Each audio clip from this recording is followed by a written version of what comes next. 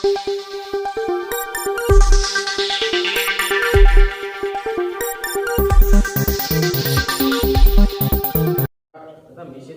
আজকে বিজেপির পক্ষ থেকে শুভেন্দু অধিকারীর ছবিতে গঙ্গাজল এবং দুধ দিয়ে শুদ্ধিকরণ করে আজকে একটা মিছিল করা হলো।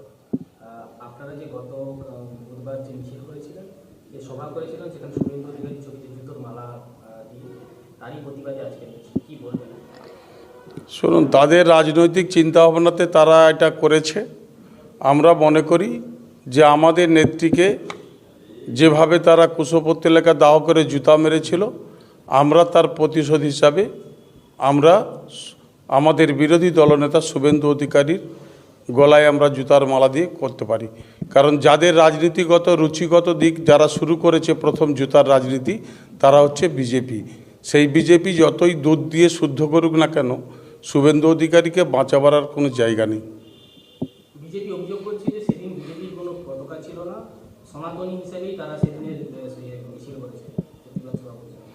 এটা খুব ভ্রান্ত ধারণা। সমস্ত আমাদের এখানকার বিজেপির যারা মেম্বার এবং যারা জেলা পরিষদের বিজেপির বর্তমানে পূর্ণিমা দাস সহ যারা সবাই ছিলেন, তারা সবাই বিজেপির লোক হিসাবেই তারা কাজ করেছে।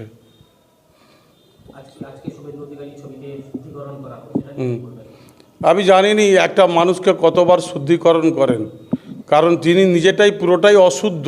তাকে শুদ্ধিকরণ করার জন্য শুধু এক ঘটি দুধ দিলে হবে না। ওকে যদি ভারতবর্ষের যত গরু আছে সমস্ত দুধ নিয়ে এসেও ওকে মাথায় ঢালা হয়, তাও ওর শুদ্ধিকরণ হবে না। আপনারা কি কোনো পাল্টা কর্মসূচি আমরা নিশ্চয়ই ভাবব। আমরাও সনাতন ধর্মে বলি মানুষ, আমরা সনাতন ধর্মকে বিশ্বাস করি এবং ভালোবাসি। আমরা বাংলার মাটিতে সর্বধর্ম সমন্বয়ে আমাদের মমতা বন্দ্যোপাধ্যায় যে রাজনীতির আদর্শ আমাদের শিখিয়েছেন, সমস্ত ধর্মকেই সমান চোখে দেখা, আমরা সেই সমান চোখে দেখেই আমাদের কর্মসূচি পালিত হবে।